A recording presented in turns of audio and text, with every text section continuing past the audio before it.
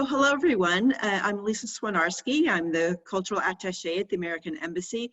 Thanks for joining us for our fourth session on U.S. history and culture.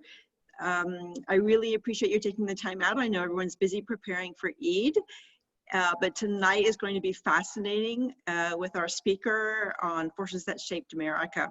Want to say happy Eid and also wish you a safe preparation and safe celebration in this time of COVID. Let's keep those numbers of infections low by avoiding crowds and by wearing our face coverings and washing our hands a lot. Thank you so much, and I will turn it over to Dr. Haq of the American Institute of Pakistan Studies. Okay. Thank you very much. Let me just briefly introduce our speaker, but before I do that, let me just also point out that you can be, as in previous session, writing your questions in the Q&A, and I'm going to try to have almost all of these questions answered in one way or another. I generally try to put them in groupings, and then some of we share those questions with our speaker just to have them maybe suggest some other reading, so that if you're interested, you can go further into the studies, into studying some of these issues. Yes, it is absolutely my pleasure to introduce Professor Courtney Fullilove, who is a historian and who, in terms of her educational background, did her undergraduate, master's, and PhD from Columbia University. And she is currently a professor of history at Wesleyan University in Connecticut, and has widely published. And if I just summarize, I think perhaps one of the areas that she has examined in terms of forces that shaped America is agriculture, and the role of agriculture, particularly perhaps in 19th century, I think. Anyway, let me turn it over to Professor Fullilove, and yeah. Thank you. I was saying before we began that I'm really delighted to be here and to have the opportunity to speak to this group about American history. Although I have taught 19th century history for years and years, and US history more broadly for years and years, I find that every time I prepare a lecture again, it becomes new. And so I'm very pleased to have the opportunity to talk to you about some of the themes that I think are most significant in the shaping of modern America. As a matter of housekeeping, I wanted to tell you that there's another historian who's going to be speaking to you, I believe, in a week's time. And we decided to divide up the periodization of the United States such that I will be focusing on the period from the Constitution to the end of the 19th century or into the beginning of the 20th century.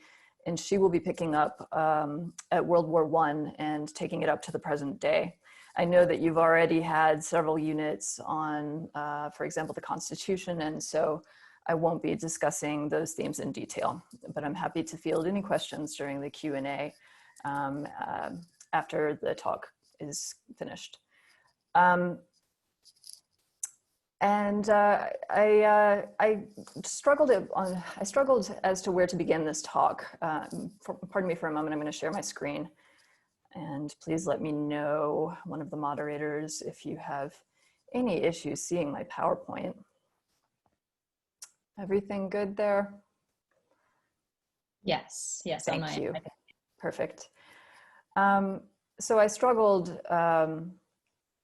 as to where to begin this lecture. And in the end, it was hard for me to avoid the newspaper and some of the pictures that I'm seeing from home. I should add that at the moment I've been on sabbatical and I've been teaching at Al-Quds Bard College in Abu Dis in East Jerusalem. And so I'm away from the United States and I'm reading international media about the current crisis. And so I'm seeing the United States through different eyes. And I'm sure a lot of you have seen these images emerging in global media of the protests that have been galvanized once again after the death of George Floyd, an African-American man who died after a police officer Derek Chauvin kneeled on his neck in a restraining chokehold for minutes and minutes in spite of protests by Floyd that he couldn't breathe. Black Lives Matter protests have been prominent and important examples of American activism in recent years, and this last incident has once again galvanized them. And so it would be wrong for me to say anything other than I believe these protests are a good thing and they're a demonstration of the health of American civil society. And yet it's hard to look at these images and feel positive. And so I want to come to terms with that in this lecture. The president has made the decision to call in federal troops in response to some of the unrest. And it's a decision that I lament, but it's also one for which I think we're going to see precedent in this lecture. And I think we need to talk about that as well. In response to these recent events, there have also been renewed calls to tear down monuments, which are widely understood to be tributes to the slave South. Slaves were emancipated as a result of the American Civil War in 1865. These monuments were put up many years later to honor the Confederacy, which rebelled against the Union. And so many have argued that they should be removed. This image, however, is about a year old. And I want to show you another more recent image at the end of the talk. But that's not where I want to begin the history, in spite of where I begin the context. I want to organize this lecture around what I call dominant American myths. And I want to say that I don't use the word myth in the pejorative sense of being a falsely held belief. I use it in the humanistic and social scientific sense of being a traditional story that is told, in this case, a story that is told about the nation. I would argue that the principal myths of American history, and in fact, its principal commitments, are to freedom, democracy, capitalism, and I want to talk about this a bit at the end of the talk, development, modernization as aspects of capitalism. I also want to argue that to understand the US as a site of conflict, excuse me, I have to do something with my screen for a moment because right now I'm blocking half of the text with my own image and it's very distracting. Give me one moment to resolve this little technical issue.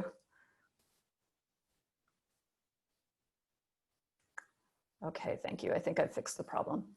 So I want to argue in this talk that to understand US history as a site of conflict between professed ideals and failure to honor those ideals is also to understand the roots of the current crisis.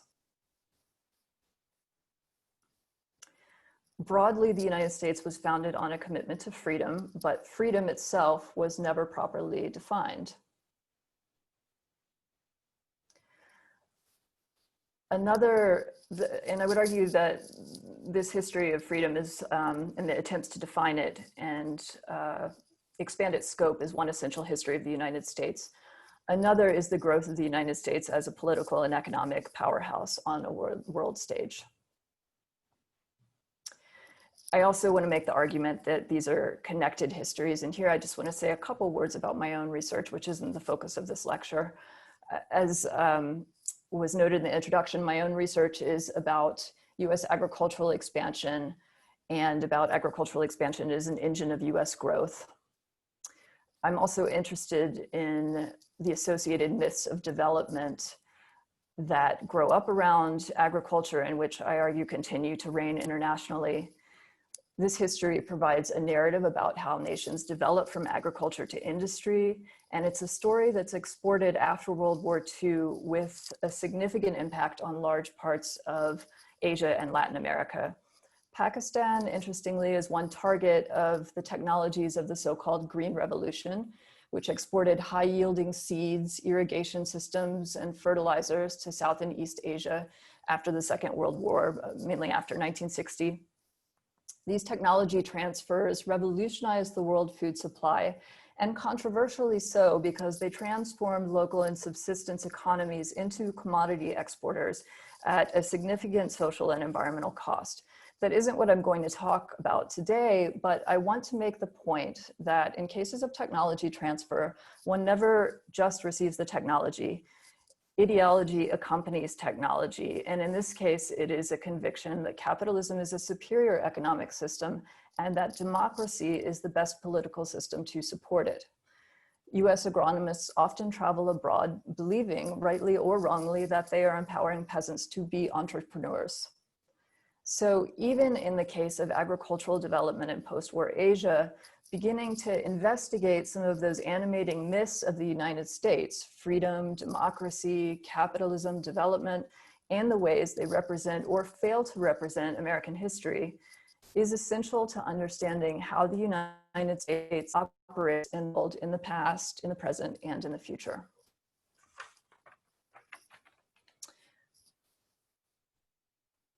To summarize the talk, I want to provide you with several global contexts for American history at large. And this is very much a bird's eye view. It also is very much an earlier period than you may have thought you were going to learn about in this lecture, but I think it is essential. The first context is that in its origin, the United States was a settler colony of Great Britain, and it was a commodity producer for international markets. In the early period, this meant fur, tobacco in the South, indigo in the deeper South, and lumber. The second context is that state intervention was required to clear land and secure access to international markets for the export of the new agricultural surplus to which the nation was committed. The third context is that this state intervention entailed removal of indigenous people. It entailed the establishment of coercive labor regimes, especially slavery, and it required the continued use of state power to enforce those policies for the expansion of cotton production in the South. In this lecture, I want to track the emerging commitment to capitalist democracy in the 19th century, as well as the conflicts and exclusions that commitment entailed. So I've organized the lecture around the following three topics. The first is Thomas Jefferson's idea of the nation as an empire for liberty. That's his phrase. The second is a focus on the interstate slave trade. And the third is a focus on removal of indigenous people, or Indian removal as it's referred to in the literature. We'll also discuss the outcomes of these federal policies in the aftermath of the Civil War, in the periods of Reconstruction and progressive reform in the later 19th and early 20th centuries.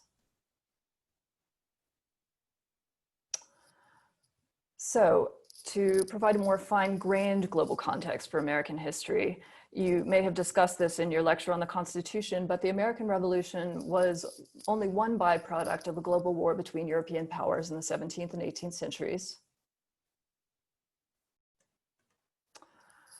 Empire was very expensive. It was hard for European nation states to manage, and attempts at reform and taxation to pay off European war debts provoked rebellion, in this case, the Stamp Act in the in the North American colonies. The most familiar of these European conflicts for students of US history may be the 7 Years' War, in which France was expelled from North America, but there were many others. Conflicts reflected a European concern with maintaining a balance of power among European nation states in an age of increased maritime exploration, trade, and colonization. North America was a particular target because its commercial development made it not just a source of raw materials, but also a market for British consumer goods. So shortly, global trade meant global war to enforce it. This system of global trade persistently relied on slave labor, and in this case initiated the multinational production of sugar, tobacco, coffee, chocolate, dyestuffs, rice, hemp, and cotton. That's the colonies at large, not just North America. Slave labor enabled the growth of these global commodity markets. So I would argue that when you pick up a chocolate bar or when you have your morning coffee, you are participating in this history and in this culture, willingly or unwillingly. I wanted to provide just a bit more detail on the structure of European trade in this period. This is a slide of what is often referred to as the triangular trade by historians. You'll notice that manufactured goods travel from Europe to its colonial possessions in North America, but also to the coast of Africa, where they are exchanged for slaves as well as other commodities. Those slaves are conveyed in this slide principally to the West Indies, where there were large sugar plantations, but also in increasing numbers to North America in the 18th century. And you see also that there's, pardon me, that's also demonstrated in the slide in which slaves are traveling onward from the West Indies to multiple locations on the East Coast of the United States, along with sugar and molasses, the products of the plantations on the islands. In exchange, the colonies are sending tobacco, furs, indigo, and lumber back to England. And in the period after the Revolution, there is an increasing trade in cotton in the Southeast and in the Old Southwest. And that's what we're going to talk about for the bulk of the remaining time. However, first I wanted to talk a bit about Jefferson's peculiar notion of an empire for liberty. He and other founders tried to imagine the continent without European warfare and without the intrusion of multiple European interests. They tried to imagine it as a new nation, and the phrase that Jefferson devised for this imagination was empire for liberty. He uses it repeatedly in letters and writings. I've given you just a couple of examples here, and you may find them somewhat unsatisfying as you puzzle over them. He says, for example, "We should have such an empire for liberty as she has never surveyed since the creation. And I'm persuaded that no constitution before was so well calculated as ours for extensive empire and self-government." Interestingly, he's using the language of European empire even as he combines it with the language of self-government, which becomes one of the convictions of a democratic republic. Second, he says, "By enlarging the empire of liberty, we multiply its auxiliaries, provide new sources of renovation, and provide new sources of renovation should its principles at any time degenerate in those portions of our country which gave them birth." And here you can see his obsession, which is a common one, with what he understands as European corruption and decadence. And so he's concerned with how to devise a corollary for European empire, which is based on self-government and which avoids the sins of European empire. There's not enough, each of the topics that I discussed today, I would love to deliver an individual lecture on, and so there's not enough time to talk about the ideology and the politics, as well as the science of Jefferson's idea of an empire for liberty. But I will just say in passing that Republicans such as Jefferson did perceive themselves as virtuous, to some extent as a chosen people of God. Jefferson in particular believed in the virtue of what he referred to as the yeoman farmer, a small-holding family farmer, who he believed would produce an agricultural surplus, which would simultaneously enrich the new nation, but also keep it ideologically and politically pure. So Jefferson believed in the Empire for Liberty as a territorial and ideological program for continental expansion and self-government, as a program of agrarian republicanism and citizenship, hence the yeoman farmer. He believed it required a republican form of government, so it required an organized political party, not simply a bunch of virtuous smallholding farmers. And it also, and I think this is the trickiest part, required a commitment to expansion. There would be more and more farmers, and they would farm more and more land. And this meant that there were certain preconditions for the Empire of Liberty. One was a healthy political system, that is a national government that was free from corruption. For Jefferson, this meant that it didn't have any debt, that it wasn't spending a lot of money on its military, and that it wasn't taxing excessively. And all of these preconditions were drawn from the immediate experience of the colonies. It required significant land. It required unobstructed access to, in this case, the lands in the West. The lands west of the Mississippi were a major target of Jefferson's attention. And it required commercial expansion. In this case, securing a liberal international commercial order that would offer adequate foreign markets for the surplus that Jefferson imagined. And it's these preconditions that I think both specify the contours of Jefferson's Empire for Liberty and also the ways in which it may have been doomed at the outset. I want to say a couple more words about the Louisiana Purchase. People understand the Louisiana Purchase rightly as a $15 million purchase that doubled the size of the United States. There you see the territory in yellow, which was ceded from France as a result of this bargain. France needed the money to pay off its war debts, and the Haitian Revolution in 1804 had convinced it that it had no hopes of empire in the Americas. That's not a mistaken reading. However, Jefferson was as concerned with navigational rights to the Mississippi River and the port of New Orleans as he was to the land to the west. So the line snaking the border of the Louisiana Purchase, you see, is the river, which was the major conduit for the agricultural surplus, which would then arrive in the port of New Orleans and be sent to European markets. I should also say that I think the liberal international commercial order that Jefferson imagined was somewhat idealized. But the point I want to make here is that the US was always a commodity exporter, and getting a market for those commodities was the essential work of the founders. Thomas Jefferson was an extremely complicated figure. He was a bundle of contradictions. I'm going to list just a few for you here. He believed that slavery made whites into despots. He was very critical of the institution, and yet he was also a slave owner who declined to free even the slave who bore his own children, Sally Hemings, with whom he began a relationship while he was an ambassador to France. He supported gradual emancipation, and he believed slavery would die out of its own accord as his virtuous yeoman farmer moved west to these new territories. But instead, these policies of westward expansion supported the growth of a plantation system based on slave labor. Jefferson drafted an ordinance that would have prohibited slavery in the Western territories after 1800. So he wanted slavery to be abolished. And yet he also participated in drafting a constitution that secured the expansion of slavery. You may have discussed this in your lecture on the Constitution, but I wanted to reiterate what I see as the two key points. The first is that Southern states, which had the greatest numbers of slaves, counted 3/5 of each slave toward representation of Congress as a result of this compromise. And this meant that Southern states wielded enormous power over the federal government.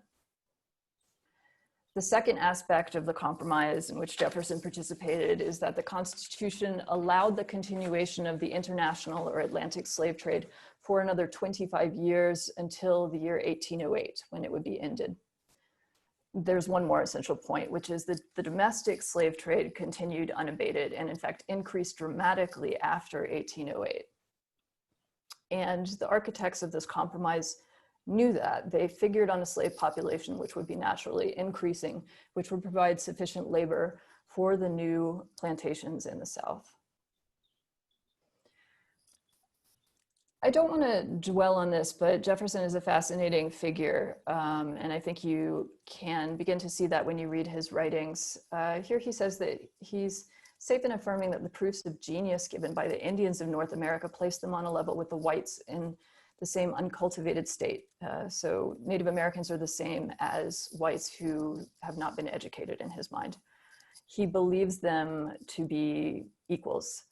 He does not believe the same of the Black man, at least tentatively, but he does believe that if cultivated for several generations, that Black people could be the equals of whites. These are objectionable ideas to us now, but they begin to suggest some of the ways in which the founders of the United States were operating within a white supremacist framework, and the ways in which the policies and legislation they developed bore the imprint of those prejudices. Pardon me, I want to back up for just one second. And considering this strange passage, ask why, with Jefferson's belief that slavery was a moral wrong, that it should be abolished, did he participate in this compromise in the Constitution? I think historians have argued over this for generations, but in my mind, there's a consensus that this bargain was a way to secure the unity and growth of the United States as a new nation. After the Revolution, the United States was broke, it needed money. Slavery produced commodities for international markets at massive profits. The Northeast profited by transporting these commodities, which were produced by slaves. It also invested in the continued expansion of slave-produced cotton. And I think that that cannot be repeated often enough. Slavery was an engine of profit for the United States, and those in the North who invested and who devised a political system to support the slave South understood that.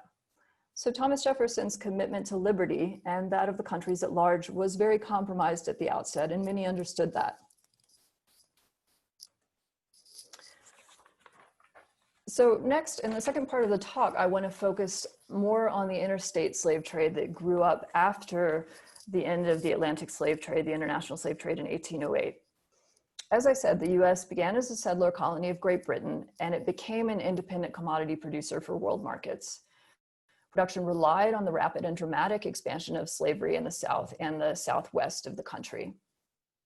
After the act prohibiting the importation of slaves took effect in 1808, the interstate slave trade fueled the expansion of cotton cultivation for export in the American South and Southwest. And so here I'm talking about Georgia in the South. You can see Savannah on this map, and then to the west of it, Alabama, Mississippi, Tennessee, Louisiana, Kentucky, those states of the so-called Deep South. And what this map shows you is the massive increase of the domestic slave trade in the years between 1808 and 1865, which marks the end of the Civil War. Between 1808 and 1861, 1 million slaves were sold from the Upper South to the Lower South. States like Virginia and Maryland no longer needed large numbers of slaves to farm tobacco, which had declined in productivity and profitability during the 18th century. And so those states profited from the interstate slave trade. It wasn't simply the lower states that were hungry for slaves. Richmond was a center of the slave trade in the Upper South in Virginia. Louisiana was a center in the Lower South, specifically New Orleans. Slaves were transported on forced marches down the river on the Mississippi to New Orleans, and in railroad cars to the Lower South, Georgia, Alabama, Mississippi, Louisiana, Tennessee, Kentucky, to farm cotton on new and growing plantations. These are disturbing images, but this forced movement of people requires technology. In this case, it's the technology of the coffle and the slave collar. Slaves were chained together in long human chains and forced to march for very long distances. It's both disturbing that artifacts like this survive, and it's good because for many years, history required the memory of these devices to be banished. Somewhat more difficult to recover are the financial instruments that made slavery possible. And in recent years, historians have really come to understand the extent to which slavery was big business, and in which it was a driver of modern capitalism, not a force that inhibited the development of capitalism. Northern investors and speculators fueled expansion by improvising new financial instruments to extend loans to planters, and they benefited directly from the profits of slave-produced cotton. In the history, there's a tendency to regard slavery as primitive and anti-capitalist, but in fact, slavery is essential to the growth of modern capitalism. And I think this is something I mentioned because I think it's also important for the ways that we understand forced labor in the 21st century. This is not simply something that's opposed to free markets or the development of capitalism. It is often a precondition of them. The cotton, I'm using the words of two important historians, Ed Baptist and Louis Hyman here.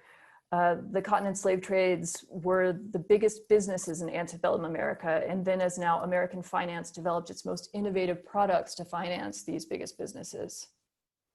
In the 1830s, powerful Southern slave owners wanted to import capital into their states so that they could buy more slaves to grow more cotton.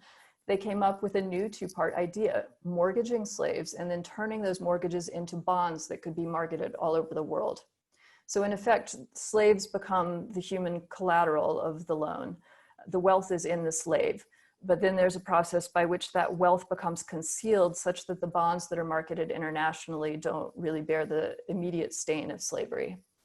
And really, historians have only begun to understand these tools in the last, I would say, the last decade. Slave-produced cheap cotton produces a consumer revolution globally. it also destroys alternative circuits of production, making more territory and labor vulnerable to encroachments of global economy. So here I'm making an argument not just about US national history, but about the global history of the commodities trade and the ways in which American slavery shapes that. I wanted to show you a few images to try and make it more concrete, this kinds of financial instruments I'm talking about. I don't want to talk about them in detail because of the limited time, but you can see that this is a printed ledger that's being used to count slaves. And I think the point I want to make here is that this isn't something people are doing on scratch paper. There are printed account books that enable planters to keep track of cotton picked by slaves to assess the efficiency of their plantations. These are methods of industrial control that we often associate with early US corporations or with American factories in the 20th century, but there's a strong argument to be made that these managerial techniques begin on plantations in the Cotton South. This is an inventory of a plantation, which is quite illegible, and so it's been transcribed here. And you can study this on your own time. The point I want to make here is that there's a large amount of movable property, furniture, more or less precious, wagons, trunks, pewter, spinning wheels. All of those things have a value associated with them, but far and away the most valuable commodity in this case is the 9 slaves which Charles Moore owns. And so his 9 slaves are worth $2,650, remember inflation. The next most valuable item after his animals, which are worth a fraction of that, but again, that listing those two things together is disturbing, are his agricultural implements. So his slaves are worth several thousand. He has 4 horses worth 300. I often use this image in talking to students about the political economy of slavery because I find it so illustrative of the process of valuation. You know, when we count bales of cotton, we think we can understand quite clearly what these things are worth. But if they are cultivated by slaves, the question arises, what are the slaves worth? And in this case, we can see the ways planters assessed this by looking at their names, their genders, how old they are, and how their skill is assessed. In this case, in the right-hand column, you can see notes such as good hand, fair hand, not much account, sickly, and in some cases, a slave has been listed as worth half of the supposed value. And they all have Christian names that have been assigned by their owners. This is an example of the kind of mortgage I was talking about, in which the actual slave is in, the actual wealth is in human bodies, the actual wealth is in slaves, and that collateral is used to devise a financial instrument which can be traded internationally. So I want to make the point again that this is not simply a conspiracy of Southern planters or even of Northern investors and Southern planters. This is part of a global commodity culture. London continues to invest significantly in the Western states and in the slave trade in the South. Most of the cotton grown in the South is going to Liverpool, is going to Great Britain. And the London money power looks for the cheapest sources of production. That also has the effect of eroding regional production elsewhere in the world, and it consolidates the power of the Cotton South. So it's not just a consumer revolution of cheap cotton that's a product of slavery, but also that slave-produced cotton is destroying alternative circuits of production, making more territory and labor vulnerable to globalization. So this expansion of cotton production in the South required land, labor, and capital. These are typically understood as the essential components of capitalism. And this justified new methods of industrial labor control, new financial and accounting instruments, and the seizure of land to farm. Pardon me. And so I think the takeaway here before we move on is that enslaved people built the modern world and not of their own volition. And the history of modern capitalism is one of violence, is one of forced migration, and is one of speculation in land, commodities, and people.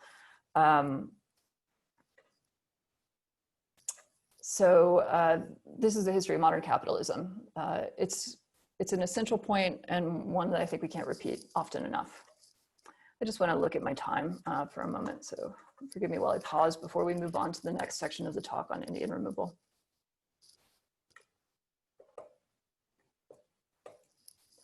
Okay. I'm going to speak somewhat more briefly about Indian removal, which was nevertheless an essential part of securing these Western lands for cotton cultivation. On paper, they had already been secured as a result of the Louisiana Purchase, which was the outcome of attempts to get the French and the Spanish out of the continent for good. But in practice, these lands weren't open at all. They had been settled for centuries by many indigenous tribes and confederations. We talk about North America as if it was constructed around European designs on the continent, but in fact, deteriorating relations between Indian tribes set the stage for the American Revolution.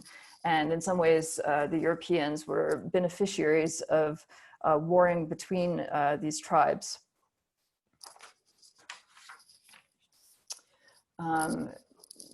Although Native Americans are often exoticized in the old literature on American history, in some ways Europeans were the exotics that were being imported into these native lands. The federal government perceives very clearly that it needs to clear Western lands of their inhabitants to make way for cotton farmers. And as the cotton economy booms, land-hungry settlers clash with Cherokee, Choctaw, Chickasaw, and Creek populations on the southeastern territories. I'm going to focus here primarily on the southeastern tribes for reasons I'll talk about in a minute. Overall, there's a policy in the removal of indigenous peoples from viewing them as conquered nations during the presidency of George Washington to believing that they should be civilized. This is very much Jefferson's idea. And then again, from this idea of civilization to the idea that they just needed to be moved. And this changing perception is accompanied by a conviction among Anglo-Americans that Native Americans are deficient in some way and that these deficiencies are racial, not cultural. So while Jefferson thought that they could be changed, many Anglo-American settlers come to believe that there's simply no possibility of this. Thomas Jefferson had suggested as early as the Louisiana Purchase that Indians needed to be removed from the land, and the attempts at civilization that followed were extremely limited. They nevertheless existed, but the overall trajectory is that Americans increasingly rejected tribal sovereignty and ideas of civilization. I wanted to nevertheless talk to you just a bit about what was meant by civilization. This is such a powerful discourse, not just in the continental West, but then as it's exported in other parts of the world in the late 19th and early 20th centuries. So here's one component of civilization. It's a written alphabet. So the Cherokee devise a written language, which most of the Indian tribes and confederations do not have. Also, the assumption that Indians could be assimilated, I would say, is the primary feature of the ideology of civilization. Civilized Indians were perceived to be ones who farmed rather than hunting, who owned private property, including slaves. The Cherokee were slave owners, who practiced religion, especially Christianity, who were educated, hence the written language, and who had an established organized form of government. So the five so-called civilized tribes were the Cherokee, the Choctaw, the Chickasaw, the Creek, and the Seminole in the southeastern United States. However, as I noted, that idea of civilization quickly falls out of fashion.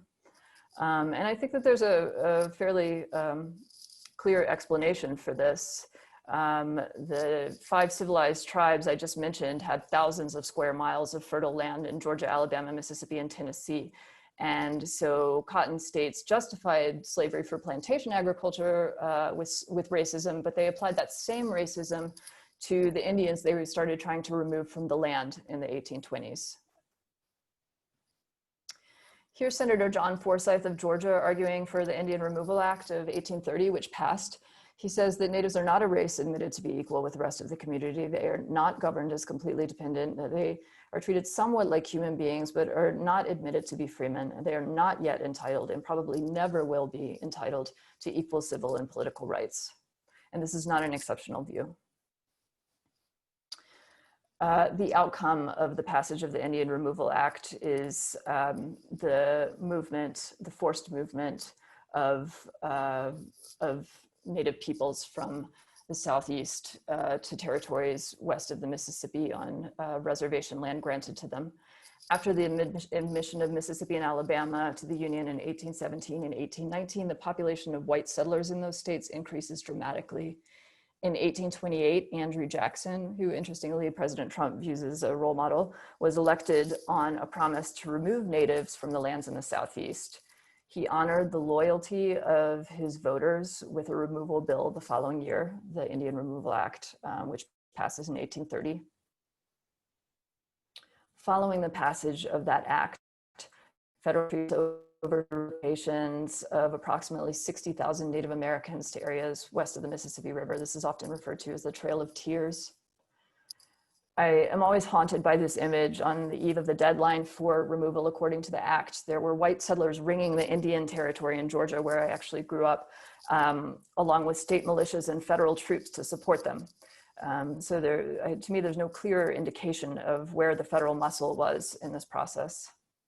Between 1836 and 1839, the Cherokee people and their roughly 1,600 Black slaves, as I mentioned, they were slave owners, were relocated overland and on foot to present-day Oklahoma. Approximately 4,000 died en route. This is a map which I think shows you the scale of this relocation, and what I just want you to bear in mind is that all of this was on foot. And hence the death toll to me seems quite low and may in fact be underestimated. I don't like this painting, and something I find striking is that there are not good images of this forced migration. This is a painting that was produced in 1942, but if you look for sources on Indian removal, you will find precious little documentation of what this forced march was like. But I wanted to talk for just a couple minutes about Indian removal in the context of American history at large and in the context of Andrew Jackson's presidency, which I think was a deeply ironic one. Jackson framed his policy as a protection of natives who he argued were embattled by white settlers and an exercise of Georgia, the state's sovereign rights. Jackson styled himself as a champion of the common man against the slave power, and he saw himself as clearing the land for Jefferson's yeoman farmer. But in effect, he was allowing powerful economic interests to take hold and cultivate cotton on a large scale. And in this was a real echo to me of Jefferson's logic in the Louisiana Purchase. It was meant to allow agricultural products to get to markets along the Mississippi, but in reality, it allowed plantation agriculture around slavery to take hold. So this raises the question, what is the relationship of these very powerful landed interests in US history to the common settlers that were so idealized by Jefferson and promoted by Jackson? Well, in land use and in land disputes, squatters are embattled and planters got the best land and the best political power. The most political power. They were enabled by speculators and financiers in the Northeast and London who dumped investment capital into the Western lands. And this is an irony which has troubled historians for generations, but Jackson was elected in large part because of the liberalization of suffrage. That is, the almost universal white male suffrage for the election of 1828 was novel. Not just men of property, but any man, any white man could vote. And that was the voting bloc that brought Jackson to power. So in some ways it was an advance to extend the vote to that many people. But there were that many more people who were excluded, including slaves, including free Blacks, including Indians, including women. I will not discuss the fine-grained removal of the Cherokee Nation, but it's an interesting history, which I'm happy to discuss more. I did want to make the point that removal of Indigenous peoples doesn't stop with the Trail of Tears. It's an ongoing process through the 19th century. Congress ended the formal treaty making with Indians in 1871. In the West, white settlers destroyed the bison deliberately, the buffalo, to starve natives, to end the hunting tradition. A pertinent quotation by an army official is, "Kill every buffalo you can. Every buffalo dead is an Indian gone." The Dawes Act in 1887 authorizes, there's a missing word, authorizes the federal government to subdivide Native American tribal communal land holdings into individual and family allotments. So this replaces traditional land tenure with private property holdings. This is an attempt to make Indians into good Republicans, into good Democrats. I'm using Republican and Democrat in the historical sense rather than the contemporary political sense here. And finally, I wanted to note the massacre at Wounded Knee Creek in South Dakota in 1890 is just one example of the ongoing violence against Indigenous Americans. The Army kills hundreds of Lakota in an attempt to disarm the camp, and this is simply one incident. So in the next part of the talk, and here I'm just going to pause once again to see where I am with time. And I think I actually need to sort of abbreviate myself even more. This is very common when I lecture. I just can't help going into detail. But what I wanted to say is that we need to come to terms. I spent all of this time on slavery and Indian removal for a reason, and it's because we need to come to terms as historians, but also as a nation, with where these original histories leave us.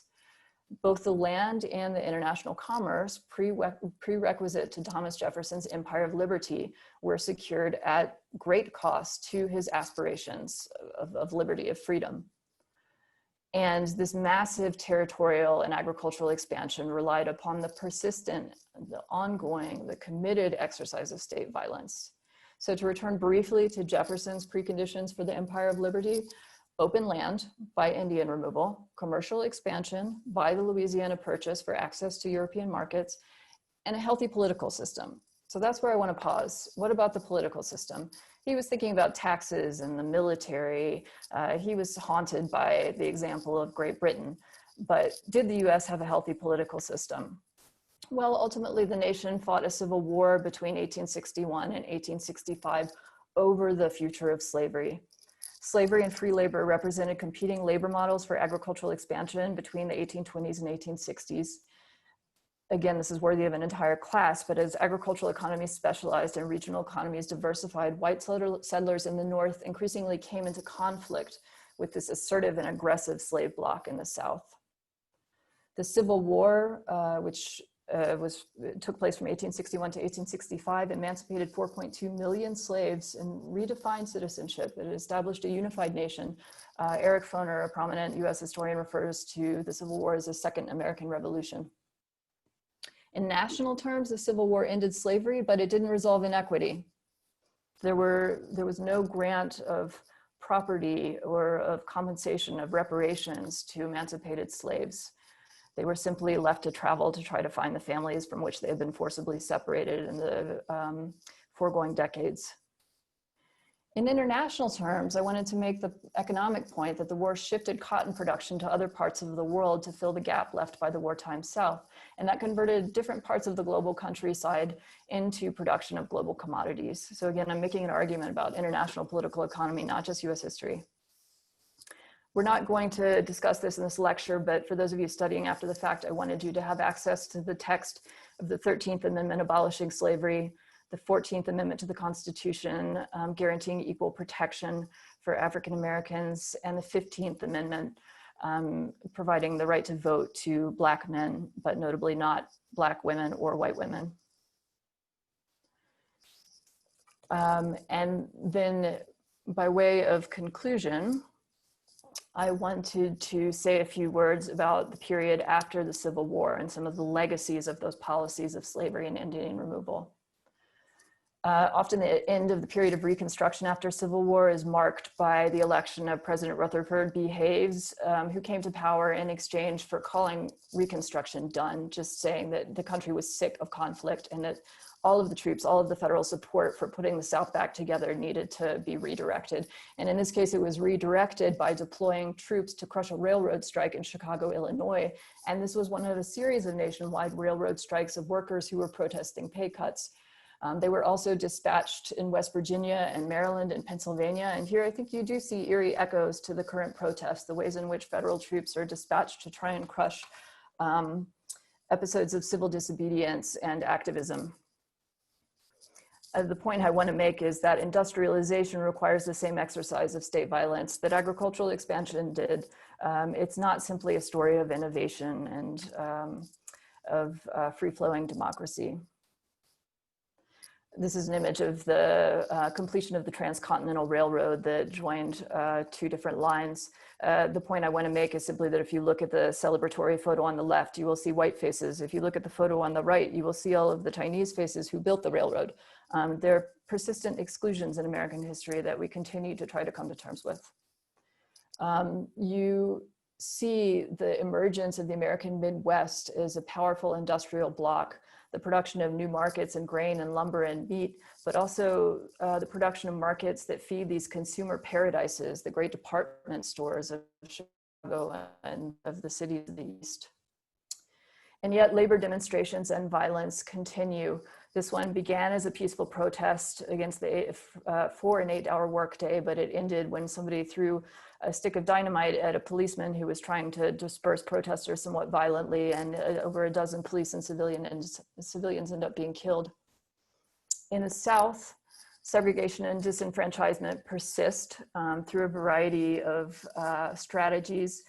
This is an interesting document we could talk more about in the Q&A, but these strategies included poll taxes, literacy tests, knowledge of state constitutions, all kinds of tricks to keep African Americans from voting. In turn, the 14th Amendment, which was supposed to secure equal protection for African Americans, gets used instead to protect the rights of corporations.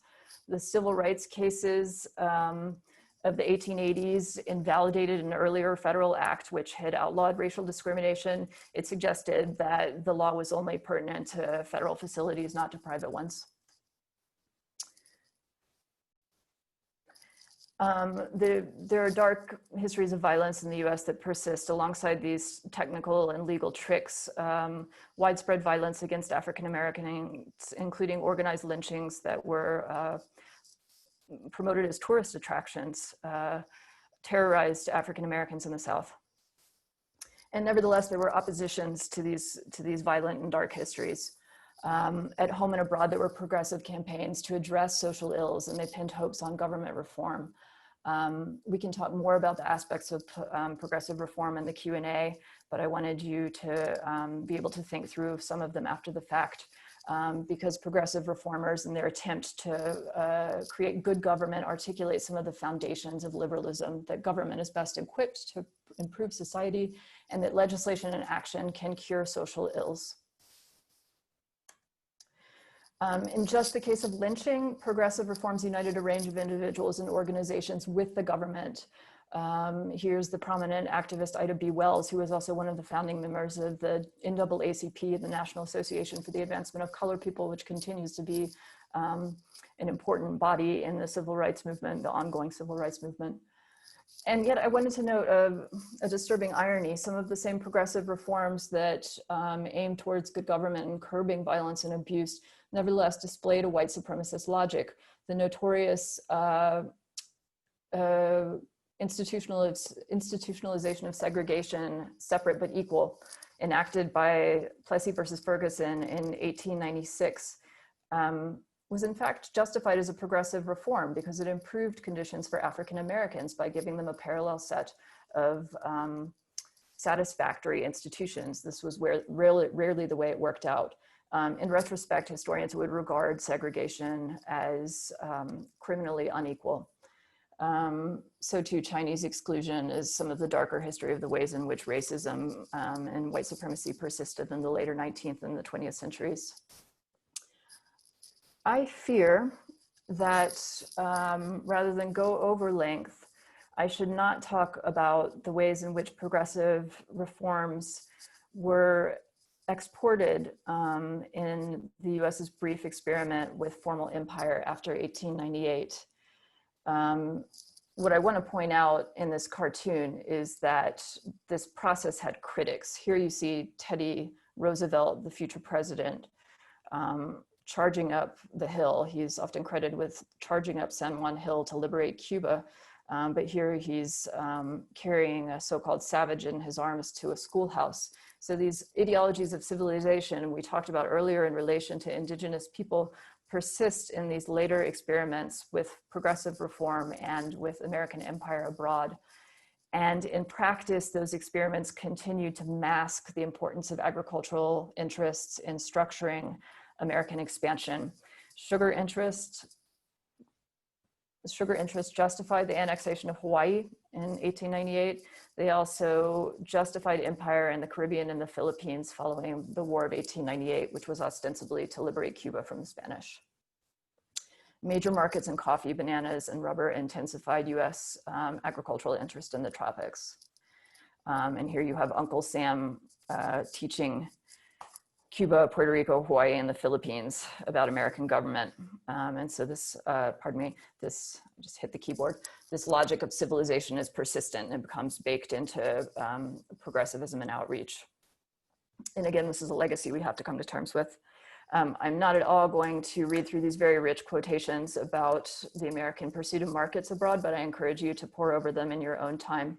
And to note that we know from these cartoons that there's a strong line of criticism and dissent of these policies of empire and this ideological commitment to civilization. Two cases are Jane Addams, a prominent progressive, and W.E. Du Bois, who did more than perhaps anyone to articulate the ways in which American racism was made into an international ideological commitment. So I wanted to say in conclusion that given this checkered history of forced migration, of enslavement, of imperialism, I know I gave you a very dark history. It's ironic that industrializing America of the 19th and 20th century becomes a model for development of other countries in the post-World War II period. The premise is that agriculture is an engine of industrial development. So railroads, machines, biological innovation, commodity export. And the expansion of US agriculture seems to support this story. I'll give you a couple good films to watch about the export of American agricultural commodities before and during World War I. This narrative of development is one that has a lot of global traction after World War II, both in modernization theory to promote a so-called green revolution export of American seeds, both in modernization theory and to promote a green revolution export of American seeds and agricultural techniques to Asia and Latin America. So let's just revisit these American myths I talked about in closing. I think it's important to come to terms with the fact that these histories of capitalist democratic development whitewash a persistent history of state violence. Nevertheless, I want to end on a very positive note. I think this is a redemptive history. The ability of the inhabitants of the United States to challenge these contradictions and to expand the scope of its founding principles also define the nation. So non-whites, women, workers have continued to mobilize to expand access to freedom as political participation, as civil liberties, so the rights individuals can assert against authority, and as personal, ethical, and economic self-determination. So these groups have tried to force the country to define freedom and to realize it for more people. And so I want to end with another image of a monument that many, myself included, believe should be removed from the public space. This is a monument of the former president of the Confederacy, Robert E. Lee, which remains in Richmond, Virginia, but which is due to be unseated. It's branded with BLM, standing for Black Lives Matter, an image of the late Congressman John Lewis from Atlanta, Georgia, who died on the 17th and who was a leading figure of the civil rights movement and who famously declared, never, ever be afraid to make some noise and get in good trouble, necessary trouble. Thank you. I apologize for going just a bit over time, but I think that's most of what I wanted to say. But I look forward to talking to you more in the Q&A. I'm going to stop sharing my screen now so that hopefully I can see some of you, or at least speak to some of you. So thank you very much, Professor Fullilove. You have really indeed accomplished an impossible task, which is to sort of give us very dense account of forces that shape America, at least up to late 19th, early 20th century, but do it in a thematic way so that some of those themes then help people who don't know much about American history to sort of use that as a navigational device to get some of the key sort of dynamics. And it actually plays very well with our previous lecture, which was on the civil rights movement, and the fact that you have sort of brought us to the contemporary moment. And now looking back, looking at some of this, it really is very helpful. So there are many questions. Let me just get right to them. One of the very first question in early part of your lecture, you had talked about how empires are expensive. And so Muhammad Usman Ghani wants to know how is that empires are expensive? He thought that, colonizers get a lot of resources. They actually exploit their colonies. So he just maybe some clarification of what you meant by empires being expensive. It's a good question. I think it's of all of the imperialists and the colonizers that they will make profits. In practice, especially in the early period of European maritime exploration, it requires a lot of shipbuilding technology, a lot of navigational technology, and a lot of knowledge of a world of which there's very little. And so these voyages, the earlier voyages of discovery were oftentimes unprofitable. The high hope was that you would find a precious metal. If not, perhaps you'd have a settler colony that could produce an agricultural commodity of value. So extractive enterprises are preferred to settler colonies, which are harder to manage. Even more so, attempts to subjugate people who are already living in these places. Also, this was a contest between empires. And so not to be too simplistic about it, but as Europeans tried to carve up the globe, they got in fights. And war is very, very, very expensive. And so, as I mentioned, in the context of the Louisiana Purchase, the Napoleonic Wars had hit France hard. And so France needed money. Hence, it was willing to part with some of its territorial possessions in North America, especially after the Haitian Revolution, a violent revolution, which took away from it France's hope to have an empire, to have territorial holdings in North America. And I guess that's the last thing I would say in response to the question. As you may have gathered from the extensive federal resources required to remove Indians and required to uphold slavery, they are not docile populations. People are free. I didn't talk about it in this lecture, but slaves rebel, hence the Haitian Revolution. And so there's nothing secure about the European enterprise of empire and colonization. There's so much more to say on this, but maybe that's a start. Yes, indeed. Thank you very much. And the other thing I just, before I forget, wanted to point out to our listeners again is that your PowerPoints will be available, your lecture will be available. It's very dense. And so I would say go back and read those slides again carefully. You will get a whole lot out of it. You're going to need to see it a couple of different times to really get fully the wonderful kind of thick information that you have provided for us. Okay, so another sort of a question from earlier period is this. So Syed Muhammad Adil is the one who asked this question about this mercantilism being part of earlier. So how did capitalism replace mercantilism in earlier American national history? I think that's what he, yeah, this is a very good question. Again, I think it's worthy of a parallel lecture. But you really have to read the writings of of Adam Smith and the early political economists who are formulating an ideology of free trade. This literature is really dense and confusing. Mercantilism was meant to enrich the mother country, the nation state. Free trade was premised on the idea that restrictions and regulations on trade, in fact, inhibited the creation of wealth, and that a liberal, so-called free trade was required in order to enrich the livelihoods of nation states and of the individuals and companies that were supported by them. I guess what I would say as an irony is that I often say to my students that nothing requires more intervention than a free market. Free trade is another mythology and another instance in which the core ideology of freedom remains very undefined.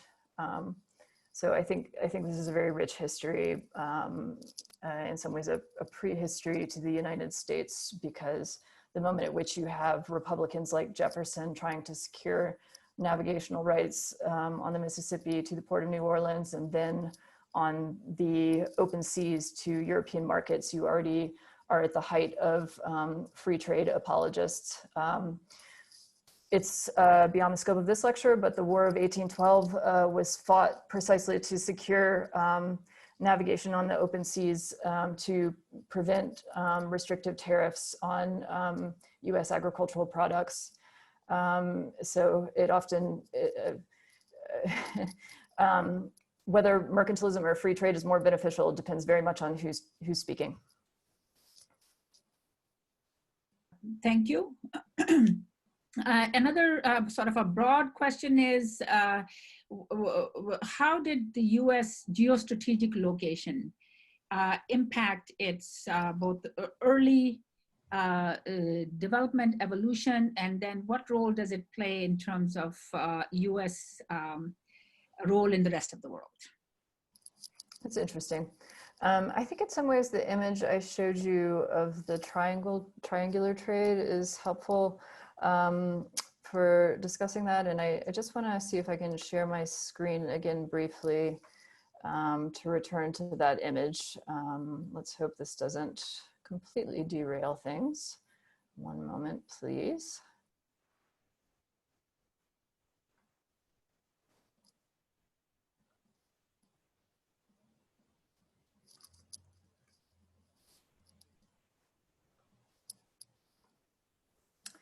So I think this image is very illustrative of the geostrategic position of the United States from the perspective of European empires at the time, because you can see the conduit of trade goods across the Atlantic Ocean. This is often referred to by historians as the so-called Atlantic world. So later you get a very significant development of Pacific commerce, which I referred to only in passing in reference to the period after 1898. But in this earlier period, what you see is the European powers attempting to capitalize on the Atlantic Ocean. Of course, you know, notoriously, Columbus thought that he was arriving at the Indian Ocean when he hit the West Indies, hence the term Indians. And so this wasn't, the Americas weren't the original objective of European maritime explorers, but at the point that the colonies in the Americas became an object of European interests, they were mined for precious metals, they were mined for lumber, especially exotic hardwoods, and the West Indies became major sugar colonies, which in effect gave the world a sweet tooth. The consumption of sugar is something we take for granted in modern life, but it was created in this period along with the taste for a number of other tropical commodities. And so you see the ways in which a trade relationship grew up around the places you could send ships and what you could put on them. And so I guess there's more to say, but I think that's what I would say about the geostrategic position in this earlier period. And here I'm talking about the period from the 16th to the middle of the 19th century. Okay. Stop sharing again. Okay. So thank you very much. So there are, I think for our listeners, your discussion of the role of slavery in economic development of the United States is a really sort of an interesting topic, fascinating topic. And there are several questions around that, but maybe just one question here sort of, kind of clarifies it. This is from Rida Mashkoor. She's asking, without slavery, would the US be the leading economic power as it is right now? No. Yeah, I think that is the significant question. And I think the answer is no.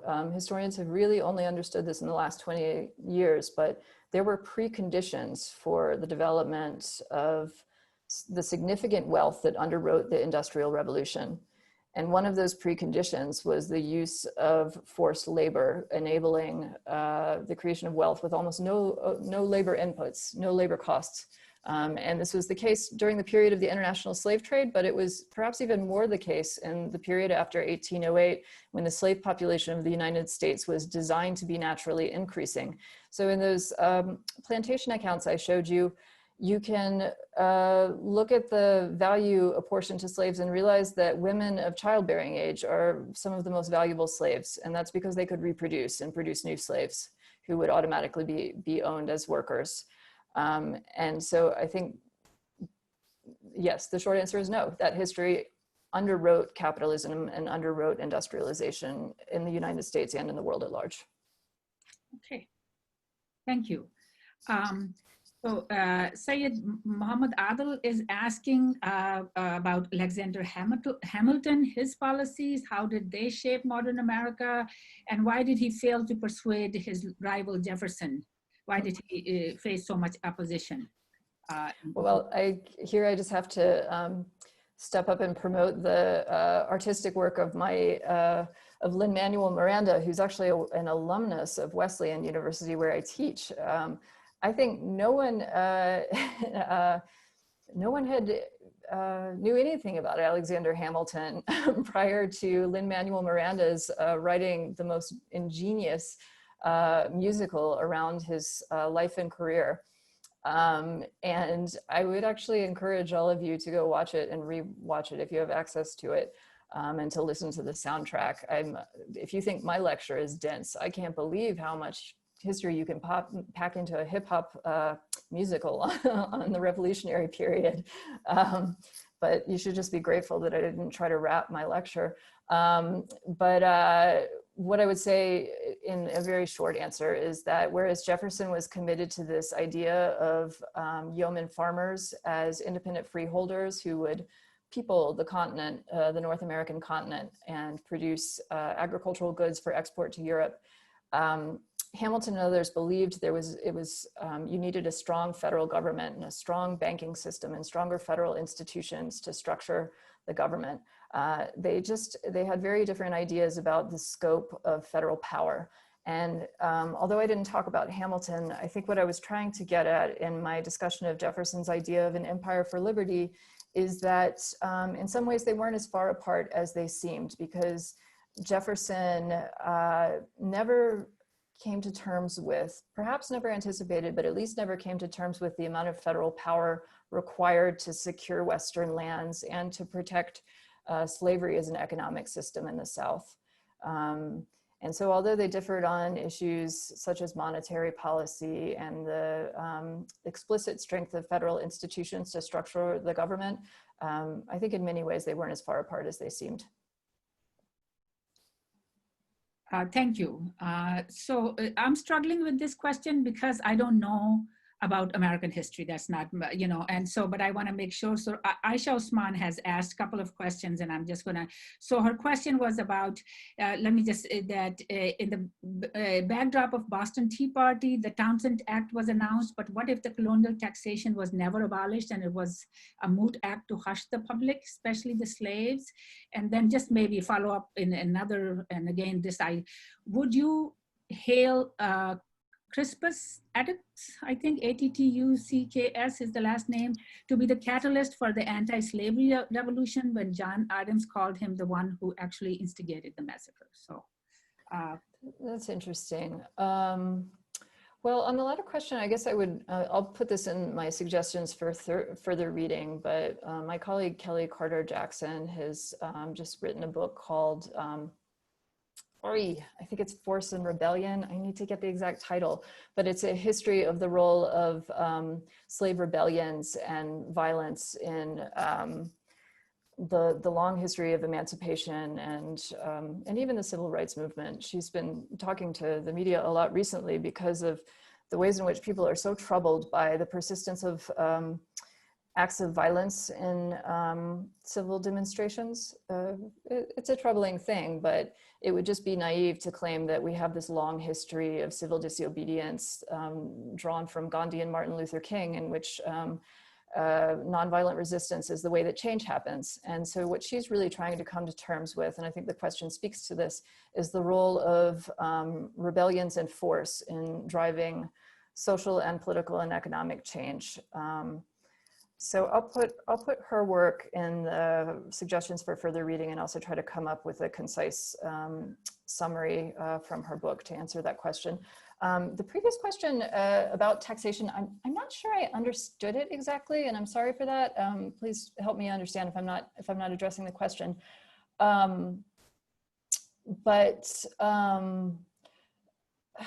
Yeah, so I'm really not sure I understood. I think there's a broad consensus that that even in spite of the lofty ideals of the American Revolution that Jefferson articulates in the Declaration for Independence, and around which I structured this lecture, had there not been abusive taxation practices, or they were perceived as abusive, had the British not tried to tax the colonies as heavily, there might not have been such a rebellion. So I think historians know that the facts on the ground suggest that the revolution was a rebellion against taxation by the British. And that as lofty as the rhetoric is used to justify that, it was, people were feeling the pinch. And I don't know, I hope that speaks to the question, but I'm sorry if I was confused or didn't understand some of the details.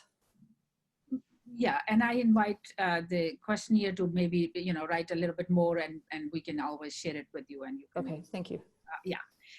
So another question is from Shabnam, and she wants to know which colonizer do you think was more inclusive? I'm not quite sure what she means by inclusive, British or Spanish. So perhaps, this is the shortcoming of this kind of medium, so we can't add sure. Yeah. No, this is an interesting question. And the kind of the lasting literature is on the so-called Black Legend, which details the abuses of the Spanish in the Americas. And so the Spanish are widely understood to be brutal colonizers. One of the reasons I provided you with this history of slavery is because the counterpoint that North American history or British, that Anglo-American colonists, the British colonists were peaceful or inclusive, I wouldn't say that, or coexisted, is a little bit sanitized. I think it's probably true that if you're trying to organize an empire around a settler colony, you need some semblance of you need a system that can persist. So slavery in the South couldn't be too violent or the slaves would die. And in fact, if you use the sugar colonies of the islands as a point of comparison, the labor was much more brutal and the life expectancy of the slaves was much shorter. And nevertheless, it's absolutely true that the violence of slavery has been underestimated by generations of historians. And again, in the last 25 years, you have a detailing of the everyday acts of violence and subjugation that were necessary to upholding this system. So the old history in which there's sort of a paternalistic harmony and that there were so-called good slave owners who were taking care of their slaves, I think has been shown decisively to be false. Thank you. So another set of questions, few questions are about sort of contemporary race relations now in US. And so there are, Muhammad Hamid, for example, points to a recent poll, opinion poll that sort of shows that between Trump and Biden, there are more than that there's a racial difference, that more whites support Trump, for example. There are others who are asking, for example, why does, what are the reasons behind the current prevalent racism or white supremacy mentality? This is Nazish Danish asking, why does it still exist? Atikullah Sheikh is asking about the future of Black Americans in US, according to given the present situation, which seems to be so much turmoil. I'm sorry, could you repeat just the very last question? The future of Black Americans in US, given the current situation. The future of Black Americans in the US. Yeah, okay, thank you. Yeah, those are the, some of the questions. Thank you. I mean, these are questions that all of us are completely absorbed with right now. They are not new questions. They are old questions that so far the nation has not been prepared or able to answer in a satisfactory way. But as I suggested at the end of the lecture, I would argue that that's some of the ongoing work of any healthy democracy. I would also not say that the US is a healthy democracy at the moment. But I did want to say that the sources of inequality, or the persistent effects of inequality from slavery in the US are one of the primary histories that we're still dealing with, and that there's an excellent article by Ta-Nehisi Coates from The Atlantic on the case for reparations, which I'll put in the suggestions for additional reading, because whether or not you agree with it, I think it speaks to the question very precisely. Okay, and so I think one of the other questions really have to do, and this is almost like as a historian, one has to sort of contend with this, and that is with these monuments and statues. So the question here asked, where is this? Why the early explorers like Columbus are being criticized and their statues broken in modern America? This is Muhammad Usman Ghani asking that. And as you know, we've had this, and you showed in your own lecture, this debate. So what to do with these monuments? Yeah, I think this is such an important question. I also think it would be naive to suggest that it's as simple as everyone hopes to make it. I've discussed only the monuments to former Confederate leaders who were guilty of treason against the Union and who went to war to uphold the institution of slavery. I believe, along with many others, that they should be removed from public spaces, that they can be appropriately put in museums and archives and preserved as historians have preserved other sources without making them a center of public life in a way that continues to exclude so many people. But it's not just about Confederate monuments, as the question suggests. There's a broader history of empire and colonization that, and of inequality and racism more broadly, that brings many, many other figures into this conversation and puts everyone on trial. And that sounds like it's a bad thing, but I think that that's actually the work that historians and engaged citizens do every day, of revisiting the past and figuring out which parts of it we want to own and to represent as our own, and which parts we need to position in other ways. So I think whatever the outcome of these debates is, I think it's a healthy debate. The fact that it's remaking the names of our institutions can only be said to be a good development, even if you disagree with some of the individual conclusions. Thank you very much. So I think that maybe just end with one big question again, and that has to do with sort of changing understanding of what liberty means, and so both in sort of the historical context, what this term has meant, and what does it mean in contemporary sort of US. And just one kind of added question, this is from me as a political scientist. I think you've done a wonderful job of sort of, giving us a full-fledged picture of American history with warts and all. It's not you, but in terms of democracy, that is still something that the rest of the world had looked to United States in terms of how political institutions can help resolve some of these deep, problems. So what is it that, for example, people in Pakistan can learn from US experience in terms of how to address some very difficult questions of marginalized groups, etc., and use democratic institutions more effectively. Yes. Mm-hmm. Yeah, thank you so much for the questions. As regards the historical and contemporary definitions of liberty, I alluded to a few in my talk, and actually in the very last slide, I give you kind of a shopping list of different ways that you could think about liberty and the different ways in which people have tried to expand the scope of that definition. There are negative and positive definitions of liberty, and I can provide some suggestions for further reading that will allow people to create a little bit more of a taxonomy in historical and contemporary terms. I think that's maybe the best thing, there, because this is, as you know, an ongoing conversation among not just historians, but philosophers and political scientists as to the definitions of those terms. As regards democracy and democratic institutions, yeah, I suppose I'm grateful for the question, because I also just wanted to say that I know that I presented a very dark history in some ways, and that's not meant to suggest that that I'm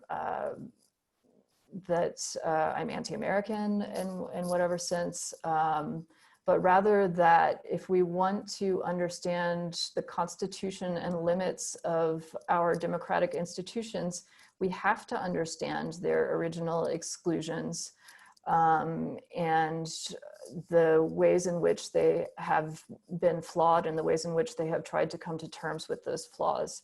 And so I hope that the political scientists who've spoken to you have talked to you a little bit more about some of the aspects of the Constitution and the ways in which it can be a flexible and a living document, in spite of debates over whether or not that's the proper way to interpret it.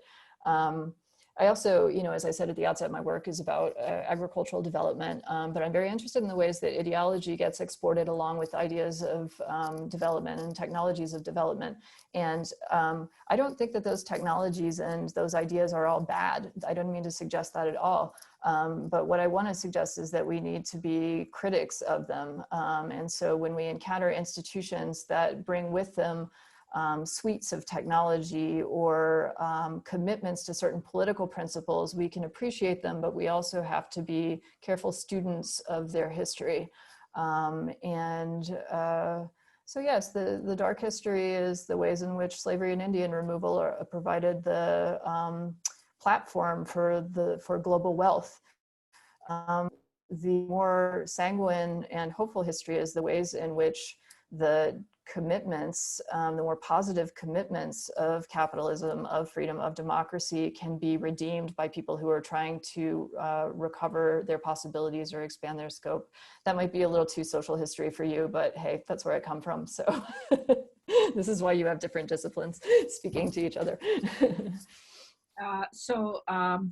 I guess just one last question, because I just want to make sure that everybody, so this, you have already sort of talked about this, but there is, one person who's asking about what do you think the George Floyd's death is going to do in terms of, moving, perhaps I would say the Americans' understanding about continued prevalence of racism in America, and so hopefully creating some more positive direction, I guess is. Yeah, I think we all hope that, and I've been heartened by the turn of the recent protests, even though I haven't been present. I think for so many of us, though, it's also a depressing history. These protests have been going on a very long time. In a way, the novel aspect of our reality now is the prevalence of smartphones that are preserving evidence of police brutality and allowing a public conversation to take place, one that's often been suppressed or denied. I said when I was talking about Cherokee removal that I was very frustrated that I didn't have any images for you besides this painting from the 1940s. But if it were the 21st century, we would have a mobile phone video. There are all kinds of problems with that form of historical evidence, but as a historian, I hope that the prevalence of those documents and of those sources will enable the continued growth of activism around civil rights. So yeah, in spite of the fact that I gave you a dark history, I hope it's a hopeful history. No, absolutely. And thank you so much, Professor Fullilove. You have just really done an incredible job of sort of an impossible task. I appreciate it. I hope it wasn't too dense. I just couldn't, couldn't restrain myself. But density is good in this instance, because I think what it's going to allow is, that's why it's nice to have a recorded lecture, because they can go back and then with the readings and some of the film suggestions, other things that you've done, whoever is interested in exploring this in greater detail, they have a lot of resources. So for that, we're very thankful. And I think you need to now go and tend to your toddler. I'm sorry. You have generously given us more time than we had even originally sort of scheduled. So thank you very much. And thank you. I really appreciated this opportunity, and I hope to talk more. Thank you. Okay. Goodbye. Bye-bye.